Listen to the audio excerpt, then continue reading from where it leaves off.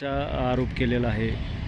मुळामध्ये दलालीखोर आमदार नितेश राणे स्वतः तर दलाल आहेच आहे, पण त्याचा बाप देखील दलाल आहे. त्याच्यामुळं नितेश राणे, तुला उद्धव साहेबांवर बोलायचा अधिकार नाही. दलालीखोरा, अरे तू स्वतःचा पक्ष विकला, त्याच्यामध्ये दलाली खाल्ली. अरे स्वतःची आमदारकी धोक्यात आली, तुझ्या बापाची खासदारकी धोक्यात आली, मंत्रीपद धोक्यात आलं.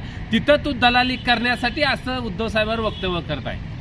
काय एकंदरीत त्यांनी सांगितलेलं ही जागा मागे घेण्यासाठी 100 कोटी अरे रुपये. ती आम्ही बघून घेऊ ना, मागे घ्यायची का काय, महाविकास आघाडी सोडायची ठेवायची ती आम्ही बघू. तुला चमचा ढवळायला कुणी सांगितलं? तुझं पहिलं बघ, तुझ्या बापाला जागा दी नाही ती सोडी नाही ती, त्याचं पहिलं बघ.